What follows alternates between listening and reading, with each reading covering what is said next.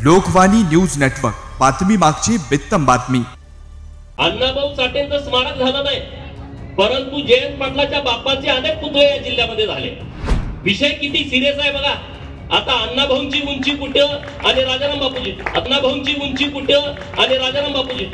अरे पण ज्यांच्या हातामध्ये सत्ता येते त्यांना किमान कळायला पाहिजे, अण्णाभाऊंनी या सांगली जिल्ह्यामध्ये जन्म घेतलाय, 1.5 दिवस शाळेत गेलेला माणूस।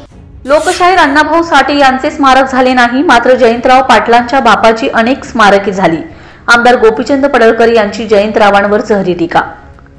चिरागनगर येथे अण्णाभाऊंचे राष्ट्रीय स्मारक उभारणार असून त्यासाठी 373 कोटीचा विकास आराखडा तयार। आमदार पडळकर यांची माहिती। अण्णाभाऊ साठे महामंडळाला बदनाम करण्याचा काही लोकांनी प्रयत्न केला। आमदार गोपीचंद पडळकर यांचा विरोधकांना टोला।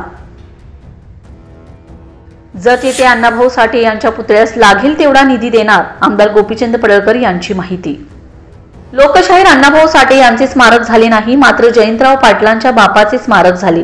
मग अण्णाभाऊ साठे यांच्यापेक्षा राजाराम बापू पाटील यांची उंची मोठी होती का, असा प्रश्न उपस्थित करत शरद पवार गटांचे महाराष्ट्र राज्याचे अध्यक्ष जयंत पाटील यांच्यावरती जहरी टीका करत चिरागनगर येथील राहत असलेल्या अण्णाभाऊंच्या घराजवळील परिसरात अण्णाभाऊ साठे यांचे राष्ट्रीय स्मारक उभारणार असून त्यासाठी 373 कोटींचा विकास आराखडा तयार आहे। तसेच गेल्या अनेक वर्षांपासून बंद असलेल्या अण्णाभाऊ साठे महामंडळाला बदनाम करण्याचा काही लोकांनी प्रयत्न केलाय, मात्र आमच्या नेतृत्वाने पुन्हा अण्णाभाऊ साठे महामंडळाला पुनर्जीवित केले असल्याचे आमदार पडळकर यांनी जत येथे लोकशाहीर अण्णाभाऊ साठे यांच्या जयंतीनिमित्त बोलताना सांगितलंय। जत जिल्हा सांगली येथे बहुजनांच्या वेदनांना साहित्यातून वाचा फोडणारे आणि कष्टकऱ्यांच्या हक्कांसाठी झगडणारे लोकशाहीर अण्णाभाऊ साठे यांची जयंती मोठ्या उत्साहात साजरी करण्यात आली। यावेळी रिपब्लिकन इंडियाचे महाराष्ट्र राज्याचे पश्चिम महाराष्ट्र उपाध्यक्ष संजयजी कांबळे, डॉक्टर रवींद्र आरळी, माजी संचालक सरदार पाटील, ॲडव्होकेट बाळ निकम, युवा नेते संजय तेली, माजी नगरसेवक भूपेंद्र कांबळे, राजू यादव, लक्ष्मण जगगोंडसह मान्यवर मोठ्या संख्येने उपस्थित होते। महाराष्ट्रामध्ये, भारतामध्ये मोठी क्रांती घडवून आणली असे आदरणीय अण्णाभाऊ साठे यांची आज जयंती आहे आणि आजच्या जयंतीच्या दिनानिमित्त अण्णाभाऊ यांच्या पवित्र स्मृतीस विनम्र अभिवादन करण्यासाठी, त्यांच्या चरणी नतमस्तक होण्यासाठी उपस्थित असणारे आपण सर्वजण, अण्णाभाऊंच्या विचारावरती प्रेम करणारे सर्व कार्यकर्ते, व्यासपीठावरती उपस्थित माननीय डॉक्टर रवींद्र आरळी साहेब, माननीय संजय कांबळे साहेब, माननीय बाळ निकम साहेब, माननीय सरदारजी पाटील, माननीय संजू तेली, माननीय राजू यादव साहेब, माननीय भूपेंद्रजी कांबळे, माननीय प्रकाश देवकुळे, माननीय संतोष जतकर, अनंत वाघमारे, जनार्दन वाघमारे सर, अविनाश वाघमारे, संतोष साबळे, परशुराम मोरे, संजय उर्फ बंडू कांबळे, बसवराज चव्हाण, व्यासपीठावरती अन्य उपस्थित मान्यवर आणि तुम्ही सगळेजण इतक्या मोठ्या संख्येनं अण्णाभाऊ यांना अभिवादन करण्यासाठी उपस्थित असणारी सर्व वडीलधारी मंडळी आणि मित्रांनो, काही अशी माणसं जन्माला येतात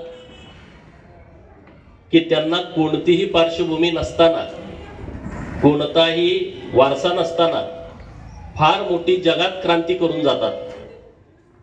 अण्णाभाऊ त्यापैकी एक आहेत आणि आपल्याला अभिमान आहे, त्यांचा जन्म आपल्या सांगली जिल्ह्यामध्ये वाटेगावला झाला। आज महाराष्ट्रभर, देशभर अभिवादनाचा कार्यक्रम सुरू आहे। खरं तर अधर्मांतरित दलित बांधवांच्या जीवनामध्ये क्रांती घडवण्याचं काम हे अण्णाभाऊ साठे यांनी मोठ्या प्रमाणात केलं आणि ते बाबासाहेबांचे खरे अनुयायी या बाबतीमध्ये ठरले की त्यांनी उपेक्षित, वंचित, पीडित, प्रतारित घटकांना मोठी ऊर्जा देण्याचं फार मोठं काम या महाराष्ट्रामध्ये केलं। मग कामगारांच्यासाठी त्यांचं योगदान असेल किंवा संयुक्त महाराष्ट्राच्या चळवळीमध्ये अण्णाभाऊंचं जे योगदान आहे ते अखंड महाराष्ट्र किंवा अखंड देश विसरू शकत नाही। इतकी मोठी ताकद त्या चळवळीमध्ये भरण्याचं काम हे अण्णाभाऊंनी यांनी केलं होतं। अण्णाभाऊंची खरं तर उपेक्षा झाली। एकदा पंडित जवाहरलाल नेहरू हे रशियाच्या दौऱ्यावरती गेले होते आणि मग तिथल्या पत्रकारांनी त्यांना विचारलं, तुमचे इंडियन मॅगझिन गार्गींच्या बाबतीमध्ये तुम्ही बोला, परंतु पंडित जवाहरलाल नेहरूंना या बाबतीमध्ये माहीत नव्हतं. त्यांनी तिथं वेळ मारून नेली की त्यांच्या बाबतीमध्ये मी थोडक्यात बोलू शकणार नाही, मी तुम्हाला उद्या डिटेलमध्ये पत्रकार परिषद घेऊन त्यांच्यावरती बोलेल. आणि मग त्यांनी महाराष्ट्रामधल्या सगळ्या त्या काळातल्या काँग्रेसच्या पुढाऱ्यांना फोन केला की कोण आहेत अण्णाभाऊ, यांच्याविषयीची मला डिटेल माहिती द्या. आणि मग सगळी माहिती घेतल्यानंतर दुसऱ्या दिवशी त्यांनी रशियामध्ये अर्धा तास प्रेस घेऊन अण्णाभाऊंच्या विषयी माहिती रशियाला आणि रशियाच्या माध्यमातून अखंड जगाला दिली. म्हणजे इतकं उत्तुंग व्यक्तिमत्व हे अण्णाभाऊंचं होतं. अनेक सरकार आली, अनेक सरकार गेली. वाटेगावला त्यांचं भव्य स्मारक व्हावं अशी मागणी होती, परंतु ते झालं नाही. परंतु जेव्हा 95 ते 99च्या काळामध्ये अण्णासाहेब डांगे या जिल्ह्याचे पालकमंत्री असताना पहिल्यांदा आणि दिलीप कांबळे साहेब जे तेव्हा राज्यमंत्री होते, त्यांनी या स्मारकाचं भूमिपूजन केलं आणि मोठ्या प्रमाणात काम हातामध्ये घेतलं. आणि आता आणि पुढे ते काम जास्तीचं करायचं काम आता सुरू आहे. आपल्याला आनंदाची गोष्ट ही आहे की अण्णाभाऊ मुंबईमध्ये चिराग नगरला ज्या खोलीमध्ये राहत होते, त्या खोलीच्या परिसरामध्ये अण्णाभाऊंचं एक राष्ट्रीय स्मारक व्हावं ही आपल्या सगळ्या अण्णाभाऊ प्रेमींची मागणी होती. आणि आनंदाची गोष्ट आहे, जवळपास 373 कोटीचा एक विकास आराखडा राज्य सरकारनं तयार केलाय. 300च्या वर घरं चिराग नगरच्या अण्णाभाऊ साठे यांच्या स्मारकाच्या आजूबाजूची सगळी घरं सरकार आता विकत घेतंय. ते काम सुरू आहे आणि तिथं राष्ट्रीय स्मारक अण्णाभाऊंचं होतंय. याच्यापेक्षा दुसरी आनंदाची गोष्ट आपल्यासाठी काही असू शकत नाही. दुसरं, लहुजी वस्ताद साळवेंच्या संगमनगरला जे पुण्यामध्ये स्मारक आहे, त्या स्मारकाचं काम मोठ्या प्रमाणात सुरू आहे. आणि माझ्या मातंग समाजासाठी आणि तत्सम एससी मधल्या जातींसाठी डॉक्टर बाबासाहेब आंबेडकरांच्या नावानं जी मागासवर्गीय मुलांच्यासाठी बार्टी नावाची संस्था आहे, आपल्या मुलांना शिक्षित केल्याशिवाय आपल्या घरात बदलच होऊ शकत नाही.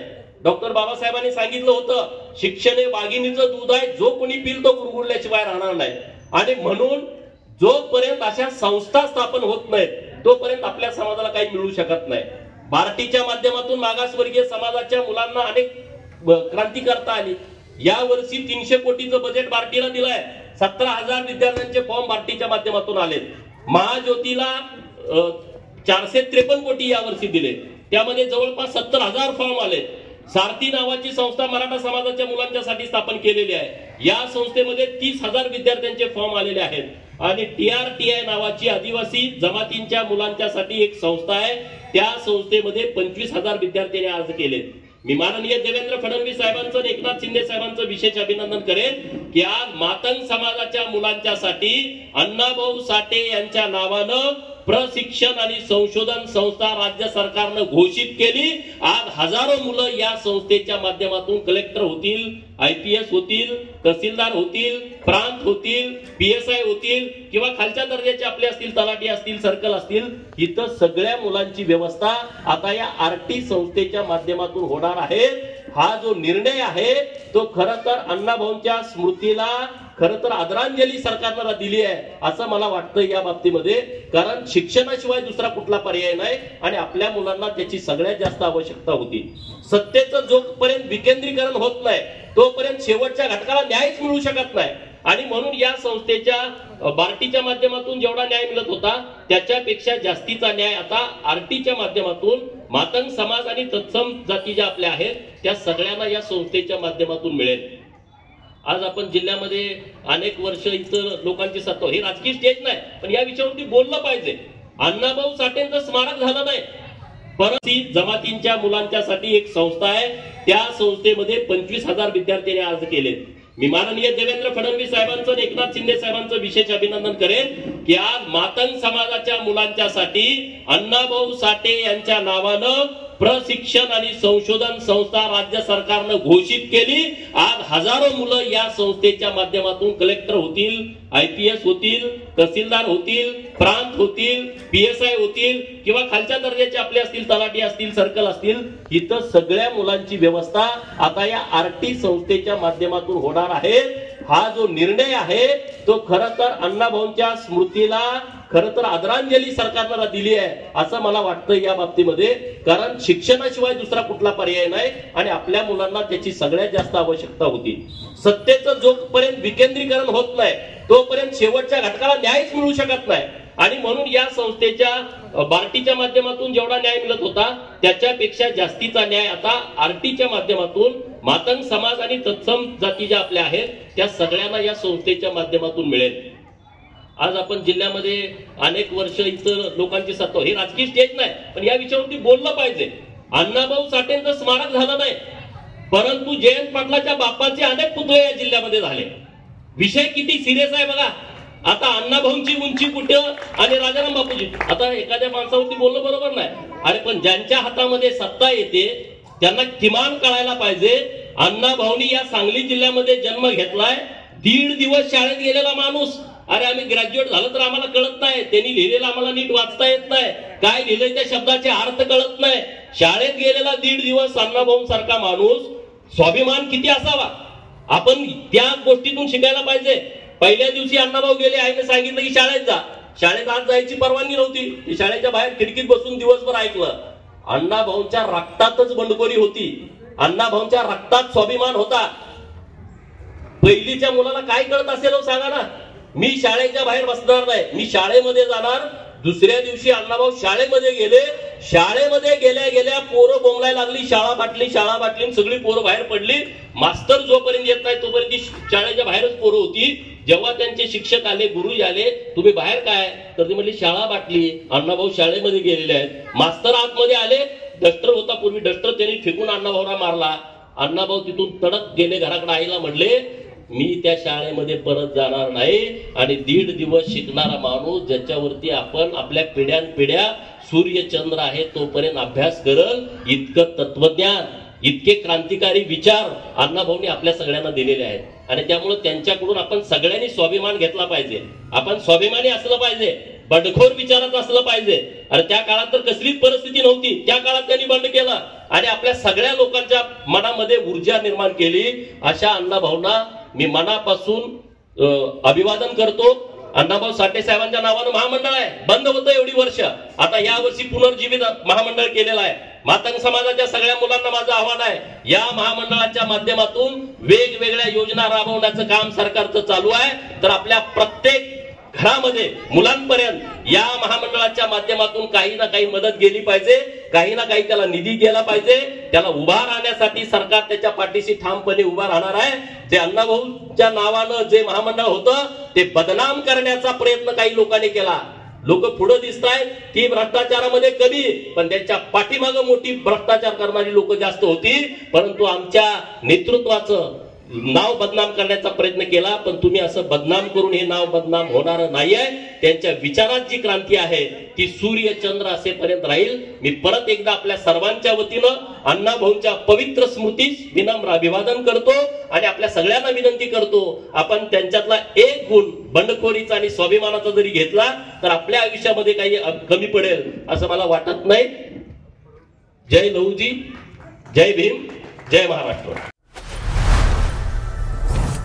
लोकवाणी न्यूज नेटवर्क, बातमी मागची बित्तम बातमी.